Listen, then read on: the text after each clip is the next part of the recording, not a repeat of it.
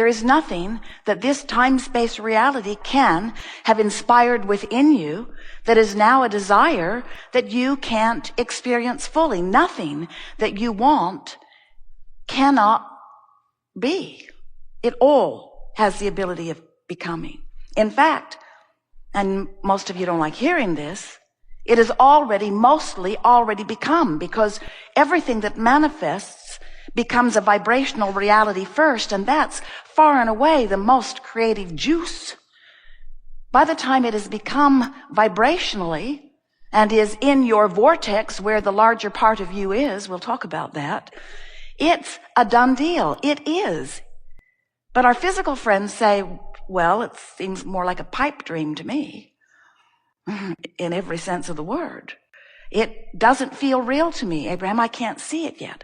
I can't hear it. I can't smell it. I can't taste it. I can't touch it. How dare you call my dream a reality when I can't see it and no one else can see it either? And we say, well, we have the advantage of being able to interpret vibration, and we also have the advantage of knowing that everything becomes a vibrational reality before it is manifested, and that coming into the vibrational reality is the big deal part of it. And the very small deal part of it is once it is in the vibrational reality, then manifesting it is simple. It's so simple. There's just one very slight, very simple, maybe not so easy for you until you practice it a little bit, but very simple thing for you to do.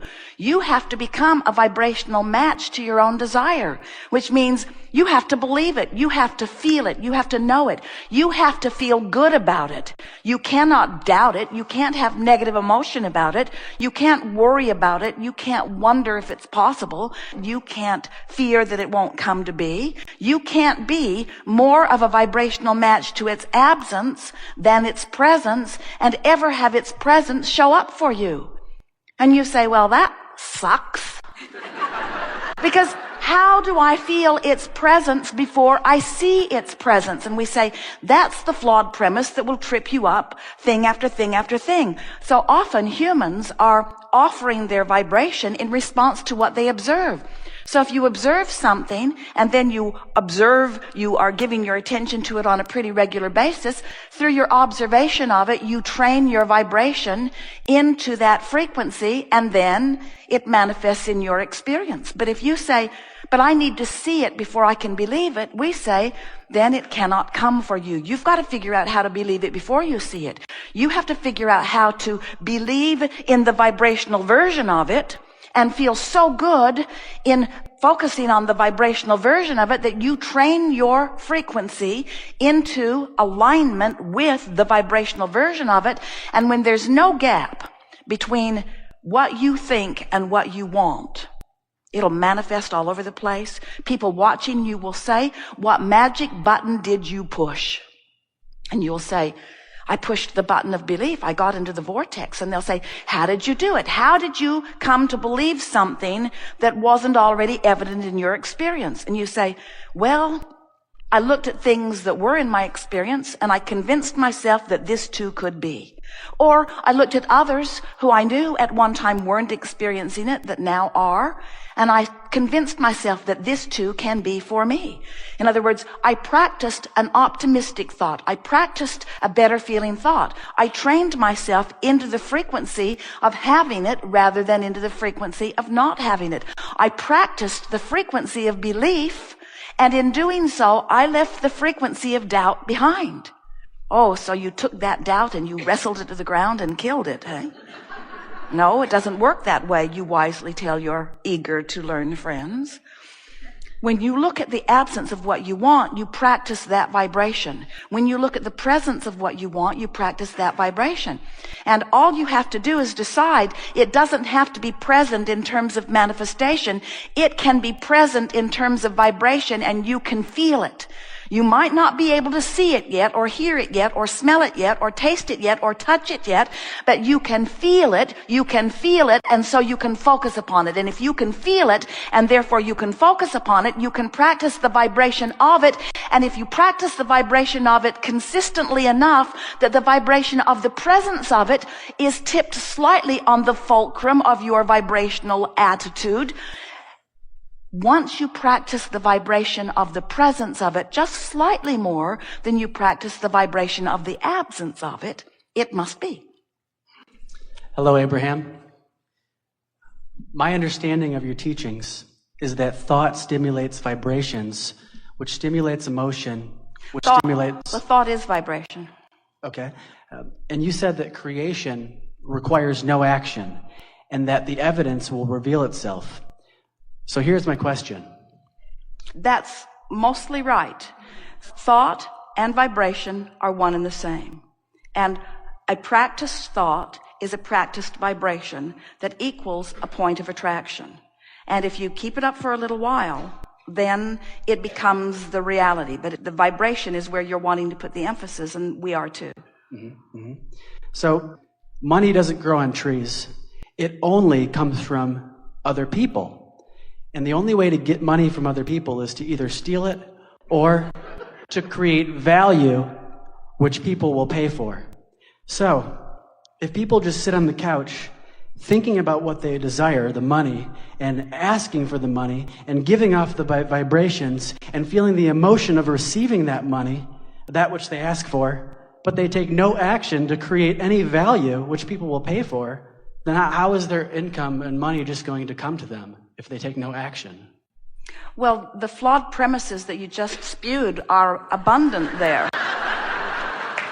And first, here's the biggest assumption that you are making, that as we resolve it, it will be easier to hear everything else. The first really major flawed premise in what you spoke here is that value only comes from action. And what is economy anyway? In other words, who gets to decide that what you do for a living is only worth $8 an hour, and while what that one does for a living is worth $50 an hour, and while that one does for a living is worth $10,000 or $10 million an hour? Who gets to define that value anyway? It's not very well defined, is it? And yet, where did your economy come from? Just a few hundred years ago, on this continent, you were trading beads and shells and a little bit of minerals. That was your basis. Jerry remembers when the gold standard was $35 an ounce, the gold standard. And everything was supposed to be sort of measured against that gold standard. There are no standards like that remain consistently. Who gets to define value? You're going to come round to understanding that the only true value that you can ever reap the reward from or experience the benefit of is the value of alignment with this energy that creates worlds. What kind of monetary value do you put on that? Do you ever hear anyone say, well, I've been so well for so many years, and there are so many people out there who are sick, and I've been using up all the wellness value for so long that I've decided that I'm going to be sick for a while to allow more sick people to be well, because I've been getting more than my fair share of wellness. You never say that because you don't see it as a pile of something that can be divvied out. You accept that as a vibrational relationship in some way. You haven't really defined it. Humans say, well, that one's just unlucky in sickness and that one's just lucky in wellness. But it's not like that at all. There is a vibrational abundance that is being realized by some and denied by others, but they are all doing it to themselves, you see. There's not a big pile of resources that you're divvying up. Somebody didn't set the monetary fiscal standard for the universe, and there it all is out there, and now you have to steal it or trade it. That is so old news. This is a vibrational reality that you are moving into, and it is thought and alignment. Who do you think was paid for this earth that is now congealed and spinning in its orbit? Who was paid for that? Who scraped that value together, and who was paid for it, and who tends for it in its orbit? In other words, there are so many things that you can't begin to explain through a platform like the one that you just presented to us here. And that platform is not serving anyone at all, you see. So now, in other words, this is common wisdom. There isn't anything that you said. You didn't just make it up. A whole lot of people believe that. But now read it to us again, and we're going to pick it apart line by line so that you can feel what we're getting at. Just start again. Okay. My understanding of your teachings is that thought stimulates vibrations. All right, so now we've amended that. Thought and vibration. Thought is vibration. And law of attraction brings more thought to it. So when I think this thought and I hold the frequency of it for as little as 17 seconds, another thought like it is going to join it. And you're calling that stimulation of thought. And we say yes. When you keep a vibration going, law of attraction is going to make it bigger and bigger and bigger. Whether it's something wanted or unwanted, it will get bigger by focus to it. And so you don't have to do anything. You can just sit You have to focus. sit in a chair and focus like this. And money's going to come. But wait. Don't get there too soon. Focus, but focus is doing something. Focus is harnessing the energy that creates worlds. In other words, that's like saying, you don't have to do anything. You just have to focus. And then the world will come into being. Somebody did something. Somebody did something. Somebody focused. Focus has value. You can sit and focus out of the vortex and your life won't change at all. You can sit and focus in the vortex and your life will change magnificently. The power of your mind is the only power that matters, and all the other stuff you do is just for the pleasure of enhancing what you've really done with your mind. And all the real power is the focus. And for you to call that nothing could not be further from accurate. Okay. All right. Okay. We are enjoying this. We want you to enjoy it too. I'm loving it. Very much enjoying.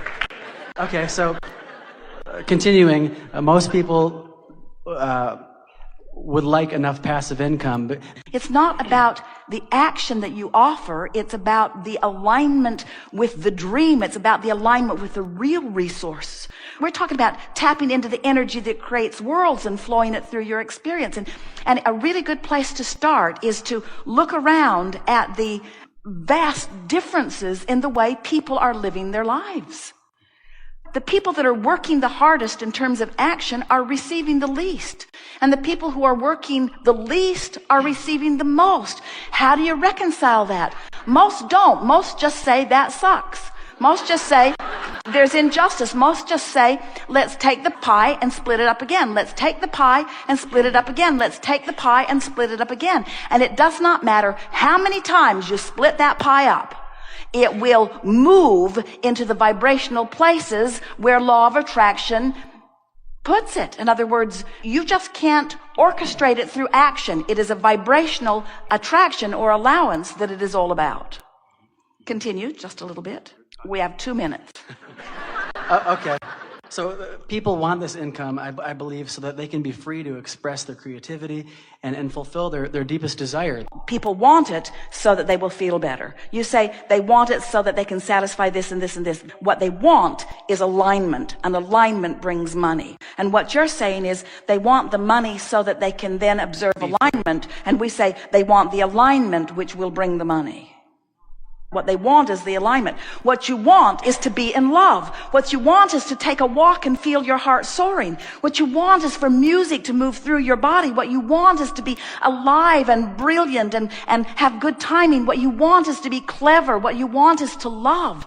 These are the things that you want. What you want is alignment. All the other stuff is irrelevant. And when you go for alignment first, then all the other trappings have to fill in around it. It is law. Okay.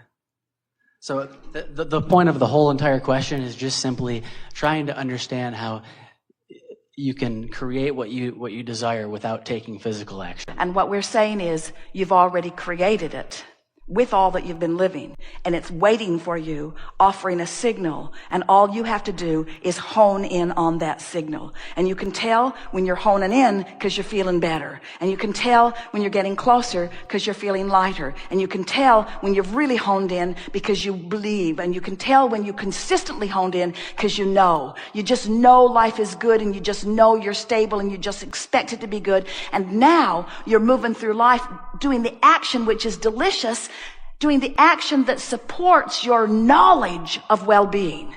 In other words, you'll get tuned in and you won't cease to act. We promise you, when you're tuned into the energy that creates worlds, the inspiration to call this person and go there, the inspiration will flow through you. You'll be the busiest, most active person that you've ever known in your life. But the inspiration comes first and inspires the action. The action doesn't create. Good time for segment Got it. one. Thank you.